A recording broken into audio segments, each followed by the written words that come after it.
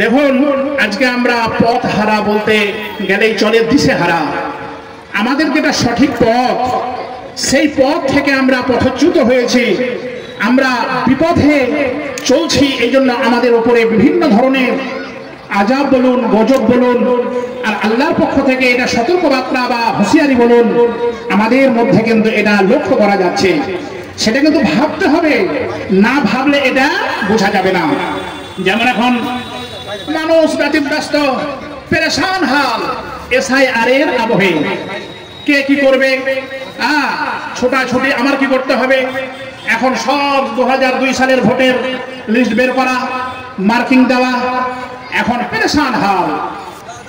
যেসব ছেলেগুলো তাদের বাবা মাকে রেখে এসেছে বৃদ্ধাশ্রমে, ওরা আজকে সেই বাবার নামটা খুঁজে বেড়াচ্ছে 2002 সালের ভোটার লিস্টে, বুঝতে পারছেন তো।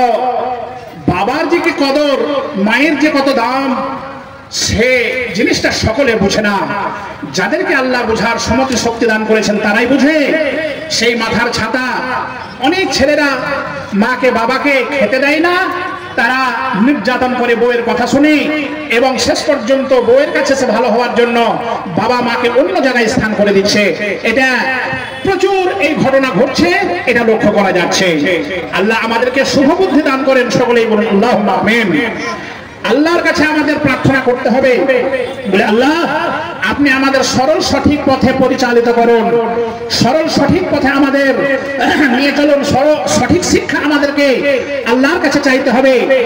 আল্লাহুম্মা লা ইলমা লানা মা আল্লামতানা, আল্লাহর কাছে সেই জ্ঞান, সেই বিদ্যা আমরা চাইবো, যে বিদ্যা আমাদের দুনিয়াতেও কাজে দেবে এবং আখিরাতেও কাজে দেবে। এই মন মানসিকতা আমাদের অবশ্যই রাখতে হবে। তা না হলে বর্তমান এমনও শিক্ষিত ছেলেরা আছে, আমি থাকি লোহাপুরে, সেখানে একটা ফার্মাসিস্ট কলেজ খোলা হয়েছে। বড় বড় ছেলে, তারা সেই শিক্ষায় শিক্ষিত, তারপরেও বৈকাল বেলায় বাজারে আসে হাফ প্যান্ট পরে। এরা নাকি এটাকে সভ্য বলে মনে করে, কিন্তু ইসলাম সেটাকে সমর্থন করে না।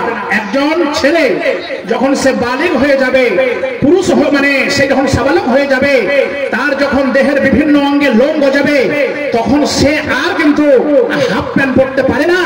এটা সভ্য নয়, এটা হচ্ছে অসভ্য, এটা আদব নয়, এটা হচ্ছে বেয়াদব, এটা লজ্জা নয়, এটা হচ্ছে অপমান এবং ধিক্কার। দেখুন ইসলাম কি শিক্ষা দিচ্ছে, ইসলামের শিক্ষার কথা কিছু আলোচনা করি, হাদিস থেকে কিছু আপনাদের বলি, তাহলে বুঝতে পারবেন যে ইসলামের শিক্ষা কোনটা কি আর আমরা এখন করছি কি। এতে কিন্তু আমাদের সমাজের, আমাদের ইউনিটের অনেক ছেলেদেরকে দেখা যায় বলে আজকে এই কথাটা আমি আপনাদের সামনে বললাম, আপনারাও লক্ষ্য রাখবেন। বিশ্বনবী জনাবে মুহাম্মদুর রাসূলুল্লাহ সাল্লাল্লাহু আলাইহি ওয়াসাল্লাম তিনি একদিন বাড়িতে শুয়ে আছেন, আর হযরত আয়েশা সিদ্দিকা রাদিয়াল্লাহু তাআলা আনহা তারই বাড়িতে। তো বাড়ির ভিতরে আপনার কাপড় উঠে যেতে পারে, এতে অসুবিধা নাই, কিন্তু আপনি প্রকাশ্যে দিবালোকে রাস্তায় চলবেন হাফ প্যান্ট পরে, এটা ইসলাম সমর্থন করে না। এটা পুরুষের ক্ষেত্রে বলছে, এরকম পুরুষ দেখা যাচ্ছে, যুবক দেখা যাচ্ছে। সেজন্য বলছি এদের সঙ্গে ইসলামের শিক্ষার মিল করুন, আসমান জমিন ফারাক হয়ে যাবে, পার্থক্য হয়ে যাবে। এই জন্য ইসলামী শিক্ষার প্রয়োজন আছে, এই জন্য ধর্মের জ্ঞান থাকা দরকার আছে। তবে আধুনিক শিক্ষার ইসলাম যদি শিখে, তাহলে সে কখনোই ভালোটা ছেড়ে খারাপটা আপনার গ্রহণ করবে না। এটা তার বিবেক ধাক্কা দেবে, এটা তার নিজে থেকে সে মানে আপনার বেছে নিতে পারে। হ্যাঁ, নামাজ এসার হয়ে গিয়েছে আলহামদুলিল্লাহ। এখন আপনারা যারা নামাজ পড়লেন তারা নিশ্চয় এই মাহফিলে আসবেন, বুঝবেন কোরআন হাদিসের যতক্ষণ আলোচনা শুনবেন, সমস্ত সময়টা আপনাদের ইবাদতে পরিগণিত হয়ে যাবে ইনশাআল্লাহ। আপনারা সকলে আসুন, এবং রাস্তায় যারা এখন ঘোরাঘুরি করছেন, এত সুন্দর জায়গা ছেড়ে আপনারা ওই রাস্তায় ঘোরাঘুরি করছেন, এটা কিন্তু আজকের দিনে একটা দিন কয়েক ঘন্টা। আপনারা সকলে চলে আসুন, ভাইরা আমার, বন্ধুরা, বাবজিরা আর মা বোনেরা, আপনারা অবশ্যই রাস্তায় কোনো জায়গায় দাঁড়াবেন না, কোনো দোকানে কিছু কিনবেন না, আপনারা সরাসরি এসে আপনাদের জায়গায় ঢুকে যান, বসে যান, এবং আপনারাও শুনুন। আপনাদের সেটা কাজে লাগবে এবং শুনলে অনেক জ্ঞান আপনারা পাবেন। ফলে অনুরোধ করছি, যারা রাস্তায় ঘুরছেন, আমার যুবক ভাইরা, আমার ছেলেরা, আমার বাবজিরা, যে যেরকম বয়সের, তাদেরকে সেই সম্বোধনে করলাম। আপনারা অবশ্যই চলে আসুন এবং আমাদের স্টেজের সামনে বসে যান। অনেকেই বসে গিয়েছেন আলহামদুলিল্লাহ, আপনারাও এসে বসে যান, তাই তো? হ্যাঁ, আপনারা আসুন, এটা আপনাদের কাছে অনুরোধ করলাম। আর ভলান্টিয়ার যারা আছেন, দায়িত্ব যারা নিয়েছেন, আপনারাও তাদেরকে একটু বলুন এবং তারা যেন এসে ভিতরে স্টেজের সামনে বসে। আচ্ছা, হ্যাঁ, তো আমি যে হাদিসটি আপনাদের সামনে বলছি, এটা মুসলিম শরীফ 2য় খণ্ডের হাদিস। বিশ্বনবী হযরতে আয়েশা রাদিয়াল্লাহু তাআলা আনহার বাড়িতে তিনি দিনের বেলায় শুয়ে আছেন, আর কাপড়টা মানে যেটা পরিধানে রয়েছে সেটা আপনার লুঙ্গি, এরকম তহবন বলে, সেই কাপড়টা হাঁটু থেকে একটু উপরে উঠে আছে বাড়ির ভিতরে। তো বুঝতে পারছেন, এমন সময় হযরতে আবু বকর রাদিয়াল্লাহু তাআলা আনহু তিনি দরজায় এসে বাড়ি প্রবেশ করার অনুমতি চাইলেন। আমাদের সমাজে এটাকে বলছে সভ্য সমাজ, যে কোনো অনুমতি পারমিশন না নিয়ে আমরা বাড়িতে ঢুকে যাই, এটা কখনোই সঠিক নয়, এটা অনুচিত, এতে অনেক রকমের অসুবিধা আছে। ইসলাম এটাকে শিক্ষা দিয়েছে যে তুমি কাউরের বাড়িতে প্রবেশ করতে হলে তোমাকে দরজায় এসে আগে অনুমতি নিতে হবে। অনুমতির প্রসেস পদ্ধতি আমি আগেও বলেছি, আর একবার বলে দেই, এখনকার মতো কলিং বেল সিস্টেম ছিল না, তো তখন দরজায় এসে সালাম দেওয়ার এটাই হচ্ছে অনুমতি। আসসালামু আলাইকুম বলে আপনাকে সালাম দিতে হবে। বাড়িতে যারা জাগ্রত থাকে তারা ঘোরাফেরা করে, নিশ্চয় সালাম শুনতে পেলে ভিতরে জবাব দেবে এবং জিজ্ঞাসা করবে বলে কে আছে, তখন আপনার নিজের নামটা বলবেন। আমি এই কথা বলতে বিশ্বনবী নিজে নিষেধ করেছেন। বিশ্বনবীর দরবারে একজন এসে বলছে, আল্লাহ পাকের নবী বলছেন মান আনতা, তুমি কে? বলছে আনা। বিশ্বনবী রেগে বলছেন আনা আনা, আমি আমি, এমন কেমন কথা? তার মানে নিজের নাম আপনাকে প্রকাশ করতে বলতে হবে। তারপরে সে জিজ্ঞাসা করবে কি ব্যাপার, বলে আপনার বাড়িতে একটু আসতে চাই, প্রয়োজন আছে। ততক্ষণে বাড়ির যারা মহিলারা রয়েছে তারা সকলে নিজের নিজের ঘরে চলে যাবে, আপনাকে আসার অনুমতি দেওয়া হবে, আপনি আসবেন, আসার পরে প্রয়োজনীয় কথাবার্তা বলে আপনি আবার যেতে পারবেন। এই ইসলাম শিক্ষা দিয়েছে মুসলমান। তো হযরত আবু বকর রাদিয়াল্লাহু তাআলা আনহু তিনি দরজায় এসে সালাম প্রদান করলেন। বিশ্বনবী জবাব দিলেন, জবাব দেওয়ার পরে বলছেন যে ঠিক আছে তুমি আসো ভিতরে। বিশ্বনবীর ভিতরে গেলেন। বিশ্বনবী আবু বকর ভিতরে আসলেন। বিশ্বনবী তখন শুয়ে আছেন, ওই হালাতেই শুয়েছিলেন। বিশ্বনবীর কাছে তার কিছুক্ষণ পরে হযরতে ওমর রাদিয়াল্লাহু তাআলা আনহু আসার জন্য অনুমতি চাইলেন না। বিশ্বনবী সালামের জবাব দিয়ে অনুমতি দিলেন না। অনুমতি পেয়ে হযরতে ওমর ফারুক রাদিয়াল্লাহু তাআলা আনহু তিনি বাড়ির মাঝে আসলেন না। তখনও বিশ্বনবী যেভাবে শুয়েছিলেন সেইভাবেই শুয়ে আছেন, যেমন ভাবে হাঁটু পর্যন্ত কাপড়খানা উঠানো ছিল অতক্ষণ পর্যন্ত হাঁটুর কাপড় অতদূর পর্যন্ত উঠানো ছিল। আরো কিছুক্ষণ পরে বিশ্বনবীর দরজায় এসে হযরতে আপনার উসমান গনি রাদিয়াল্লাহু তাআলা আনহু, উসমান ইবনে আফফান রাদিয়াল্লাহু তাআলা আনহু তিনি এসে অনুমতি চাইছেন। যখন হযরতে উসমান গনির কণ্ঠস্বর বিশ্বনবী জানতে পারলেন, তখন বিশ্বনবী শুয়ে আর থাকলেন না, উঠে বসলেন। আর বসার পরে যে কাপড়টা হাঁটু পর্যন্ত উঠানো ছিল, কাপড়টা পুরো টেনে পা দুখানাকে ঢেকে দিলেন। সহিহ মুসলিম শরীফ 2য় খণ্ডের হাদিস আপনাদের শোনাচ্ছি। আর এ থেকে শিক্ষা নেওয়ার ব্যাপার আছে যে হযরতে আবু বকর এলেন, হযরতে উমর এলেন, এই দুইজন দিকপাল পণ্ডিত তারাও ছিলেন, নামি দামি সুনাম ধন্য ব্যক্তি ছিলেন। তারপরেও বিশ্বনবী একই হালে শুয়েছিলেন। যখন হযরতে উসমান গনি আসতে চাইলেন তখন কিন্তু উঠে গেলেন। তারপরে তাকে অনুমতি দেওয়া হলো। হযরতে উসমান গনি আসলেন। আসার পরে যা কথাবার্তা প্রয়োজন ছিল সেইগুলো পরিপূর্ণ করলেন। করার পরে আপন আপন গন্তব্যে চলে গেলেন। যখন বাড়ি থেকে সবাই এক এক করে বিদায় গ্রহণ করলেন না, তখন আমাদের আম্মা আয়েশা রাদিয়াল্লাহু তাআলা আনহা বিশ্বনবীকে এবারে প্রশ্ন করছেন, জানতে চাইছেন না। বলছেন ইয়া রাসূলুল্লাহ, ইয়া হাবিবাল্লাহ, আমার আব্বা হযরতে আবু বকর রাদিয়াল্লাহু তাআলা আনহু আপনার সন্নিকটে আসলেন না, আপনি শুয়ে থাকলেন না, আপনি কোন রকমের নিজেকে মানে আপনার সাথে নিলেন না। তারপরে আসলেন হযরতে ওমর ফারুক, আপনি একই হালেই শুয়ে থাকলেন, উঠলেন না, বসলেন না। কিন্তু যখন ওসমান গনি রাদিয়াল্লাহু তাআলা আনহু যখন তিনি আসলেন, আসার অনুমতি চাইলেন, তখন তো আপনি পরিপূর্ণ হারে নিজের মানে কাপড় চোপড় এবং উঠে বসলেন, শুয়ে থাকলেন না। এটার কারণ কি সেটা আমাকে বলতে হবে, আমি জানতে চাই। তো কেউ যখন প্রশ্ন করে তখন তার মনে কিন্তু একটা উদ্বেগ, মনে একটা জানার স্পৃহা, একটা আগ্রহ বেড়ে যায়। যে ছাত্র যত প্রশ্ন করবে শিক্ষককে, সে ছাত্র ততই ট্যালেন্ট হবে, ততই সে জানতে পারবে, সে জীবনে ডেভেলপ করবে, উন্নত হবে। এই জন্য যে কোনো না জানার মানে আপনার ঔষধ হলো জেনে নেওয়া। এটা হাদিসের মধ্যে আছে, যেটা জানা নাই কাবির, যে জানে লজ্জার কোনো ব্যাপার নাই, তার কাছে গিয়ে আপনাকে জেনে নিতে হবে।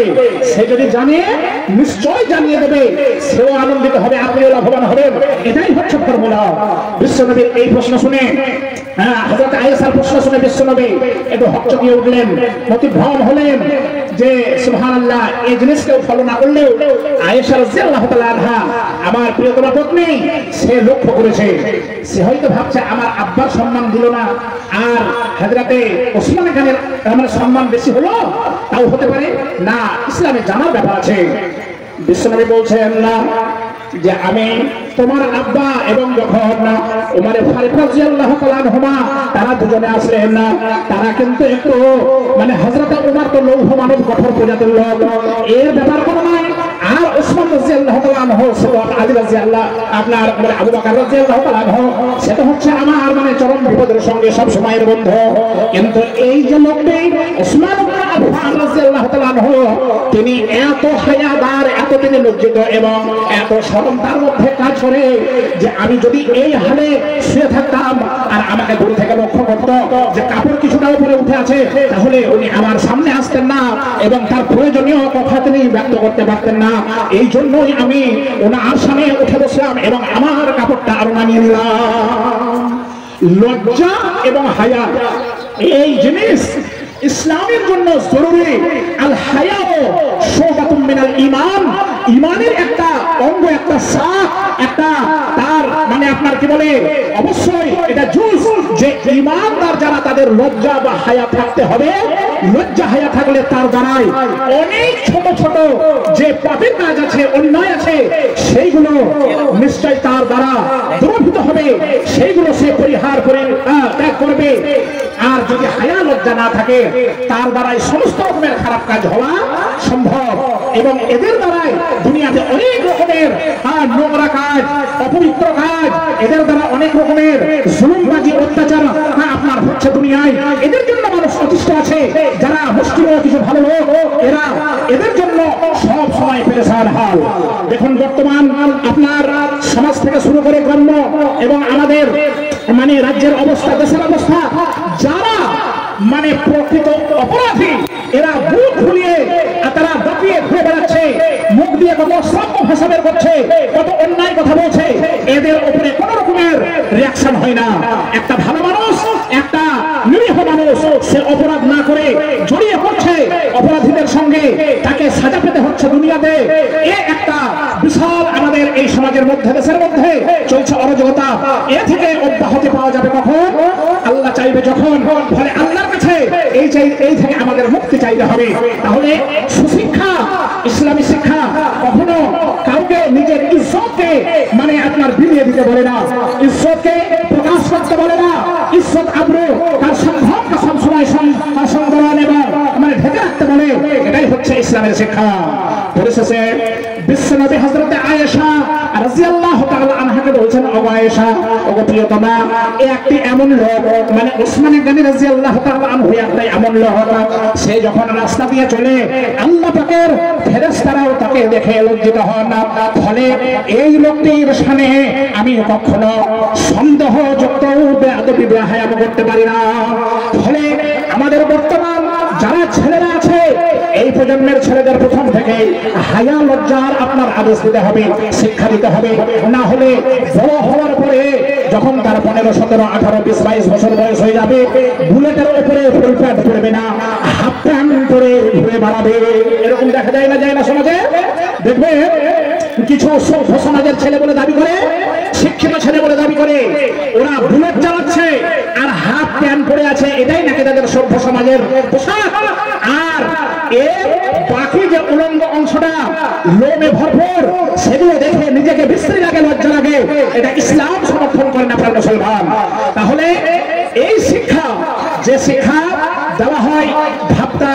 হসিনী শিশু মাদ্রাসায় যে শিক্ষা দেওয়া হয়, দেবকুণ্ড শিশু মাদ্রাসায় যে শিক্ষা দেওয়া হয়, বড়ুয়া আহলে হাদিস শিশু মাদ্রাসায় যে শিক্ষা দেওয়া হয়, বেনাবহা আহলে হাদিস শিশু মাদ্রাসায়, এরকম যত শিশু মানে আপনার বিভাগ আছে সেখানে ছেলেদের প্রাথমিক কনস্ট্রাকশন তৈরি হচ্ছে, ভিত করছে।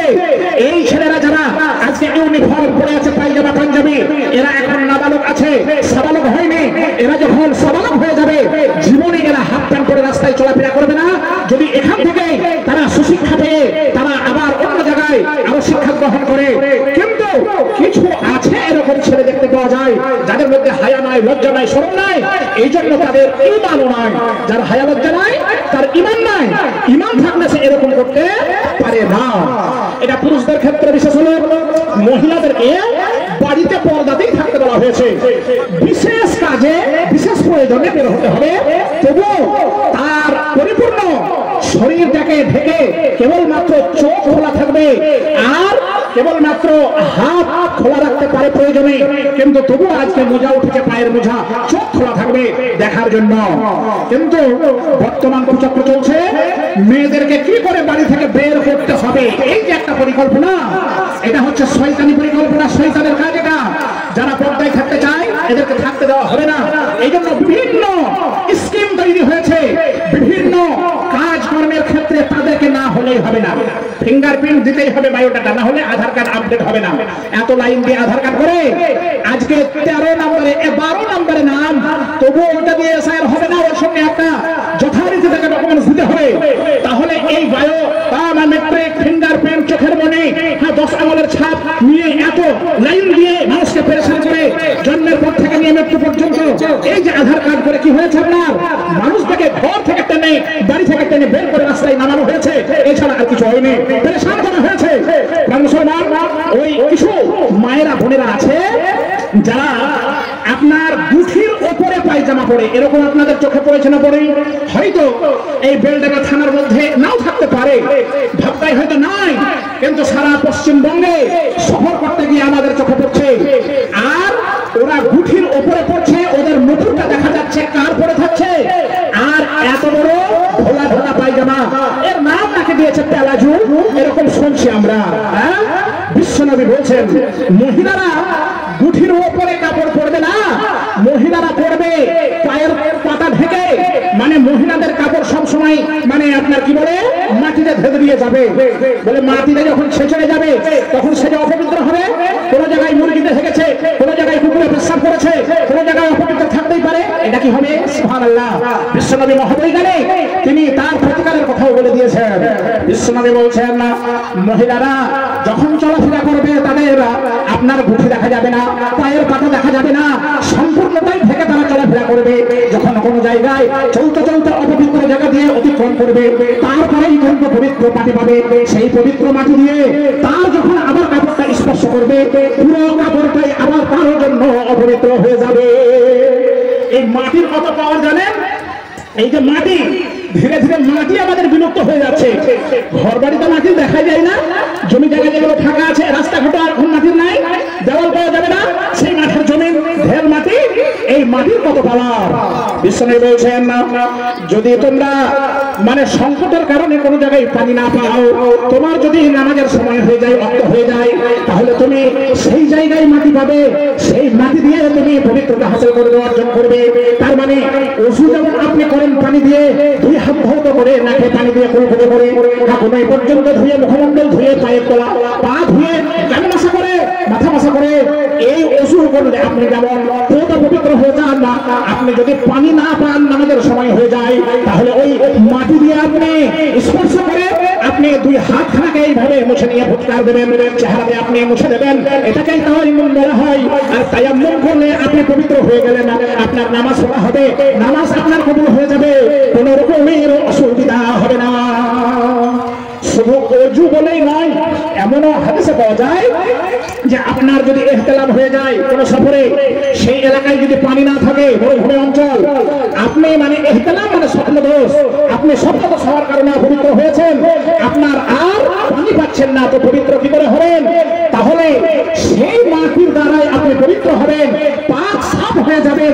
তবে পানি পরক্ষণে সময় পেলে আপনাকে স্নান করতে হবে, গোসল করতে হবে, এটাই হচ্ছে ইসলামের শিক্ষা। তাহলে আমি যেটা আপনার বলছিলাম যে এই মাটি একটা খুব শক্তিশালী জিনিস, যে মাটির দ্বারা আমরা পবিত্রতা অর্জন করতে পারি। মায়েদের ওই কাপড় যখন আবার পবিত্র মাটিতে জমিনে যখন ভেসে যাবে, তখন ওই অপবিত্রতা দূরীভূত হয়ে সেটা পবিত্র আকার ধারণ করবে। মুসলমান, বর্তমান সময়ে উল্টা আবহাওয়া চলছে। মায়েদেরকে গুঠির নিচে কাপড় পরতে বলা হলো, এরকম কিছু মেয়েরা আছে, বোনেরা আছে যারা গুঠির ওপরে তারা ফ্যাশন দেখাতে গিয়ে প্যালাজো পায়জামা পরে ইসলামে পরিষ্কার হারাম, শরীয়ত সম্মত করে না, এতে কোন রকমের ভালাই নাই, গুনাহ হবে। ওকে বাড়ি থেকে বের হয়ে ঝনক ঝনক শব্দে ওই যে আপনি নুপুর পরে চলছেন, এটা ইসলাম সমর্থন করে না। আপনি বাড়ি থেকে বের হবেন, বিভিন্ন রকমের স্প্রে মারছেন, আপনি সেন্ট লাগাচ্ছেন, লিপস্টিক লাগাচ্ছেন, কত রকমের মানুষ সিঙ্গার করছেন, মেকআপ দিচ্ছেন, কানের দুল তুলে দেখা যাবে বলে আপনি এই কান পর্যন্ত ফাঁকা করে রাখছেন। ইসলাম এটা সমর্থন করে না। মুসলমান, এইসব মহিলাদের জন্য ভয়াবহ আযাবের কথা বহু জায়গায় পাওয়া যায়। এমনকি কিছু মহিলা আছে যারা চুলের খোপাটাকে উপর দিকে তুলে রাখে আর হাঁটার সময় সেইটা আপনার এইভাবে হিলে। এইসব নারীদের জন্য জাহান্নামের আপনার সংবাদ পরিষ্কার ভাষায় হাদিসে বলা আছে, সিনফান মিন আহলিন নার, দুই শ্রেণীর মানুষ যাবে জাহান্নামে। এক শ্রেণীর মানুষ বলা হয়েছে এমন কিছু লোক যাদের হাতে ডান্ডা থাকবে, অকারণে লোককে মারবে ফিরবে, এরা হচ্ছে জাহান্নামে। আর এক ধরনের মহিলা যাদেরকে বলা হলো কাসিয়াতুন আরিয়াতুন মুমিনাতুন মাইলাতুন, যারা করে কি এমন বস্ত্র পরিধান করে যাদের বাড়ায় নামে মাত্র এটা পোশাক বা বস্ত্র, কিন্তু তার অঙ্গের বিভিন্ন স্থানগুলো তাদের বোঝা যায়, তাদের দেখা যায়। এই সব পোশাক পরিধান করছে ফ্যাশনি পোশাক। এই পোশাক ইসলামে জায়েজ নয়, এটা পরা মানে উলঙ্গ হয়ে থাকা। আর তারা করে কি এমন কিছু মহিলা, মায়েরা শুনুন, যে মেয়ে আপনার সে এমন ভাবে সেজে খুঁজে বাইরে বের হচ্ছে, তার মনে এই কামনা বাসনা রয়েছে যে আমাকে দেখে যুবকেরা আকৃষ্ট হবে, আমাকে ভালোবাসবে, আমাকে ভালো বলবে, আমাকে সে স্মরণে রাখবে, নজরে রাখবে, আর সেও তাকে আকৃষ্ট করতে চায়। এই ধরনের মহিলারা বিশ্বনবী বলছেন তারা কখনোই জান্নাতে যাবে না। জান্নাতে যাওয়া তো দূরের কথা, এরা জান্নাতের সুঘ্রাণ যে আছে সেই সুঘ্রাণটুকু পাবে না। আর কারা? বিশ্বনবী বলছেন না, এরকম কিছু মহিলা আছে যারা তাদের মাথার চুলটাকে উপর দিকে উঠিয়ে খোপা করে বাঁধে, আর খোপা করে বাঁধার পর একদিকে ঝুঁকিয়ে রাখে, যেমন উটের পুঁজটা একদিকে হেলে দুলে থাকে, ঝুঁকে থাকে। আরেক ভূমিতে উটের বিচরণ ছিল, উটের মেশাল দেওয়া হয়েছে, সেই সময় বেশি ওটা আপনার জন্তুদের মধ্যে দেখা যেত যে বড় কোচ পিঠের মধ্যে হয়, যেটাতে শুধুই চর্বি থাকে, সেই উটের কুঁজটা একদিকে হেলে আছে। দেখবেন, লক্ষ্য করবেন, যেগুলো ভালো মোটা সেই রকম মাথার খোঁপার চুলটা একদিকে হেলিয়ে দুলিয়ে রেখেছে, সে রাস্তা দিয়ে হাঁটছে, চুলটা হিলছে দিয়েছে, পুরুষে লক্ষ্য করছে, তাকাচ্ছে, কত ভালো বলছে। এরকম নিয়তে সে যদি চুল বের করে চলে, তাহলে এর জান্নাত যাওয়া তো দূরের কথা, জান্নাতের সুঘ্রাণ কোনো এই মহিলা পাবে না। যদি পর্দা করে বের হয়, বোরখা পরে ধরো আর সর্বাঙ্গ শরীর থেকে, তাহলে তো আর কানের দুলো দেখা যাবে না, আর মাথার চুলো দেখা যাবে না, আর চেহারা মেকআপও করতে হবে না, লুভে কি বলে আপনার লিপস্টিকও দিতে হবে না, কিছুই তো তার কাজে লাগবে না। আপনি সাজতে পারবেন। মায়েরা আগে বলবেন যে তাহলে সাজাগুলো যাবে না নাকি? অবশ্যই যাবে, কিন্তু প্রেক্ষাপট আছে, ক্ষেত্র বিশেষ আছে। যেখানে সাজতে বলা হয়েছে, যেখানে আপনাকে সেন্ট ব্যবহার করতে বলেছে, সেই জায়গায় আপনি করুন না। বলে কোথায় করতে হবে? সুবহানাল্লাহ। বিশ্বনবী তিনি হচ্ছেন মহাবৈজ্ঞানিক। কোন জায়গায় কোন জায়গাটা তোমার সব চাইতে টিকিয়ে রাখা দরকার, কোন জায়গায় তোমাকে কাকে আকৃষ্ট করা দরকার, সেই জায়গায় তুমি এরকম বানাও সিঙ্গার যত রকমের করো, তুমি করো, কোনো আপত্তি নাই। সেটা কোথায়? বিশ্বনবী বলে দিয়েছেন না, তুমি যখন তোমার স্বামী, তোমার প্রিয়তমা যখন বাড়িতে আসবে, কোথাও থেকে আসবে, বা রাত্রিবেলায় তোমার ঘরে শয়ন করার জন্য আসবে, তার পূর্বাক্ষণে তুমি যত রকমের তুমি নিজেকে সুন্দর করে তার কাছে প্রকাশ করতে পারো, এটাই হচ্ছে তোমার জন্য সবচাইতে অতি উত্তম। এটা বিশ্বনবী শিখিয়ে দিলেন যে তুমি তোমার স্বামীর সামনে তুমি সেটা খুঁজে থাকবে, তোমার স্বামী তোমার উপরে আকৃষ্ট হবে, তোমার স্বামী তোমার উপরে চাহিদা বেড়ে যাবে। আর আল্লাহ পাক রব্বুল আলামিন তোমাদের স্বামী স্ত্রীর যখন মহব্বত বেড়ে যাবে, আল্লাহর পক্ষ থেকে তোমাদের উপর রহমত নাযিল হবে, আল্লাহ তোমাদের উপরে খুশি হয়ে যাবেন। নিজের স্বামীটাকে তো ভালো লাগে না, তাহলে অন্য জায়গায় গিয়ে ভালো আমার চেহারা রূপ আমার বেশভূষা দেখাতে হবে, না হলে ভালো লাগে না নাকি?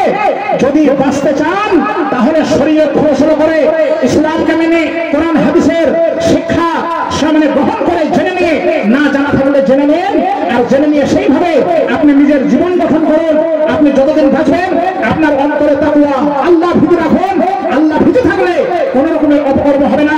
নিজের মধ্যে হায়া লজ্জা আপনি তৈরি করুন, সংসার করুন, তাহলে আপনার দ্বারা কোনো অপকর্ম হবে না, নোংরা কাজ হবে না, খারাপ কাজ হবে না।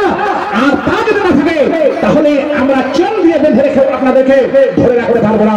এই সোশ্যাল মিডিয়ার খবরে কত রকমের অপকর্মের কথা, কত রকমের নোংরা খবর আপনার চলে আসে।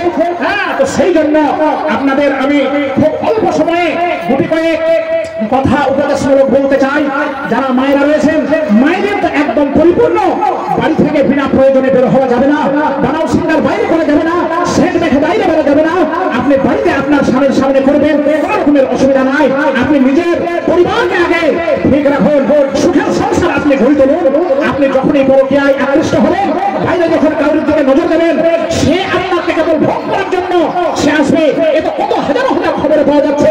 আপনাকে প্রকৃত ভালোবাসে আপনার স্বামীর মর্যাদা আপনি নিশ্চয়ই দেবেন, তাহলে আপনি আরো চির সুখী হবেন, ইহ জগতেও সুখী হবেন, পারলৌকিক জীবনেও সুখী হবেন। পুরুষদের বলতে চাই যে যুবক ভাইয়েরা আমার, আজকে আপনারা হাফ প্যান্ট পরে বাইরে বের হন, বাড়ির মা বাবার সঙ্গে হাফ প্যান্ট পরে আপনি দাঁড়ান, কথা বলেন, কাজ করেন, আপনাকে কি এখন লজ্জা লাগে না? এই লজ্জা হায়া থাকলে এ বাপের সামনে আন্ডার প্যান্ট পরে মানে বারমুন্ডা প্যান্ট পরে হাফ প্যান্ট পরে দাঁড়াতে পারে না? সমাজের লোকের সামনে যেতে পারে, মাস্টারের সঙ্গে দেখা হবে, মৌলানার সঙ্গে দেখা হবে, কোন আপনার ডাক্তারের সঙ্গে দেখা হবে। সেই মাস্টার, সেই শিক্ষক, সেই আপনার ডাক্তার, হাজি সাহেব, সমাজের সরকার বড়, তারাও আমাদেরকে দেখে নিচে দিকে মুখ করতে বাধ্য হচ্ছে। দেখা যাচ্ছে না এরকম কন্ডিশন সমাজের মধ্যে আমাদের চলছে। আমি অনুরোধ করতে চাই আজকে যারা আমার কথা শুনছেন, যে হায়া লজ্জা থাকলে আমরা অনেক রকম পাপ কাজ থেকে বেঁচে যাব। এই জন্য হায়া লজ্জাটাকে ইমানের একটা অঙ্গ বলে বিশ্বনবী পরিহিত করেছেন। আল হায়াউ শু'বাতুম মিনাল ঈমান। অতএব আমাদের হায়া লজ্জা নিজে করতে হবে, ছেলেদেরকে শিক্ষা দিতে হবে। আপনি আপনার শিশু বাচ্চাকে ছোট থেকে লেনদেন শুরু করুন, দেখুন সে যখন কথা বলতে শিখবে, বড় হবে, আপনাকে লেনদেন করবে। এই জন্য ছোটদের সামনে কোনো সময় আপনি মুখ দিয়ে খারাপ ভাষা বের করবেন না। এটা গার্জেনদের হচ্ছে শিক্ষা। বাড়িতে মা যেন বেটির সামনে কোন রকমের মুখ খারাপ, ভাষা খারাপ না করেন। সেই বেটি পরিশেষে বড় হলে আপনার মতো গালি শিখে যাবে। সে বিবাহের পর শ্বশুর বাড়িতে গিয়ে শ্বশুরকে, শাশুড়িকে আর স্বামীকে তারাও গাল দেবে শিখবে না, তা করা যাবে না। আপনি বাড়ি থেকেই একজন শিশুকে, সে পুরুষ হোক কিংবা নারী হোক, আপনাকে প্রাথমিক শিক্ষা বাড়িতে আদব কায়দার শিক্ষা দিতে হবে। এই যে আদব, এটা একটা মহাবিদ্যা। আপনি দেখবেন অনেকে স্কুলে হয়তো যায়নি, মাদ্রাসায় যায়নি, পরিবেশ ভালো থাকে, সে হয়তো বাইরে চলে গিয়েছে, সে এমন একটা পরিবেশে পড়েছে যেখানে কোনোদিন গালি শুনে, ঝগড়া দেখেনি, সেই আবার ফিরে এসে গ্রামে একটা সুনাম পেয়ে যায় যে এই লোকটার মুখ দিয়ে কোনোদিন খারাপ ভাষা শুনেনি, ঝগড়া করেনি, গালি দেয়নি। এরকম অনেক আছে। আর কিছু আছে যারা লেখাপড়া করেছে, তারপরে সে ঝগড়াবো হয়, তাকি মেজাজের হয়, যখনই কাউকে আক্রমণ করে কর্কশ ভাষায় এবং অশ্লীল ভাষায়। এরা শিক্ষা পেয়েছে কিন্তু প্রকৃত শিক্ষা তার মধ্যে আসেনি। সে মানুষ কিন্তু মানুষত্ব তার মধ্যে তৈরি হয়নি। এই জন্য আমাদের সমাজে এই কলহ, বিবাদ, ফাসাদ এবং পরিশেষে এখন বুঝতে পারা যাচ্ছে আল্লাহর পক্ষ থেকে আমাদের উপরে খুব বড় গজব এবং আযাব এখন ধীরে ধীরে একের পর এক আমরা লক্ষ্য করছি। মুসলমান ফলে আমাদের শোনা হয় অনেক, শোনার পরে কিন্তু মানা হয় না। এটা সবচাইতে বড় অসুখ আমাদের। এটা তো বাৎসরিক জলসা, প্রত্যেক জুমাতে আপনার আধা ঘন্টা আলোচনা হয়। হ্যাঁ, তো জুমার খুতবায় যতক্ষণ আলোচনা হয়, প্লাস আলোচনা হয় কোরআন হাদিসের আলোচনা হয়, কোনো অন্য আলোচনা হয় না। এবং একটা বিষয়ের উপরে শিক্ষামূলক এবং অনেক সংস্কারমূলক আলোচনা হয়। কিন্তু আমাদের সমাজ কেমন জানেন, যারা কাজ কাম করে দৌড়ে এসে নামাজটা ধরে, অনেকে যারা আবার আগে আসেন তারা হয়তো দেওয়ালে পিঠ লাগিয়ে ঘুম চলে যায়। হয়তো আপনাদের এলাকায় নাই, আমি জানি না, কিন্তু আমাদের এলাকায় আছে বলে এটা বলতে পারছি যে 2 রাকাত নামাজকে কনসিডার করা হলো ওই খুতবাটা শোনার জন্য, কিন্তু এসে মসজিদে পিটারে হয় হেলানা লাগিয়ে দিল, আর না হয় দেওয়ালে ঠেস লাগিয়ে দিল, দিয়ে সে ঘুমিয়ে পড়লো। ওই ইমাম সাহেব কি বললো একটাও শুনলো না। এরকম আছে না? তাহলে আমাদের যেখানে শিক্ষা পাবো, যেখানে আমাদের ভুল সংশোধন হবে, যেখানে শরীয়ত আমরা জানতে পারবো, ইসলামকে জানতে পারবো, সেই জায়গায় আমরা ঘুমাচ্ছি, তাহলে আমাদের শিক্ষাটা আসবে কোথা থেকে? আমরা তো আর মাদ্রাসায় যেতে পারবো না। ওই ওলামাদের যারা আলেম কুল আছেন, তারা কোন মানুষের অকল্যাণমূলক কোনো আলোচনা করেন না। দেখেছেন কোন মৌলানা সাহেব কোনদিন জীবনে বলেছেন যে আপনারা চুরি করে বেড়ান, আপনারা অন্যায় কাজ করেন, মাঠের ফসল কাটেন, হ্যাঁ আপনারা লোকের সাথে মারামারি করেন, ঝগড়া করেন, এরকম কথা বলেছে বলেন? কোনদিন বলেনি। তার মানে এমন কথা বলে যে কাজটা আপনি যদি মেনে নেন, মৌলানা সাহেবেরা করতে আরম্ভ করেন, তাহলে আপনার দুই জগতে লাভ হবে, ইহ জগতেও হবে, পরজগতেও হবে। ইহ জগতে টাকা কামানো হবে, হ্যাঁ ইহ জগতে সম্মান পাওয়া যাবে লোকের কাছে। এই সম্মানের কোনো দাম নাই, সাময়িক দাম, দুনিয়াতেই দাম। আপনি যেমনই শেষ নিঃশ্বাস ত্যাগ করে নেন, ব্যাস আপনার ওই মান সম্মান চলে গেল। এবার যেখানে আসল সম্মানিত হওয়ার দরকার, সেই জায়গায় আপনি সম্মানিত হতে পারলে আপনার কামিয়াব হয়ে গেল দুনিয়াতে আসা, সংসার করা, বেঁচে থাকা এবং আল্লাহর কাছে পাড়ি দেওয়ার সব আপনার পূরণ হয়ে যাবে। আর যদি তা না হয়, মহা বিপদ। এই দুনিয়াতে কি বিপদ, এর চাইতে লাখো গুণ বেশি বিপদে সামনে আমাদের অপেক্ষা করছে। আল্লাহ যেন আমাদেরকে এখনো সময় থাকলে যারা আমরা বেঁচে আছি, ওই কুপথ থেকে ফিরে এসে সুপথে চলতে পারি, সেই শক্তি ক্ষমতা আল্লাহ দান করেন। সকলেই বলুন আল্লাহুম্মা আমিন। আল্লাহ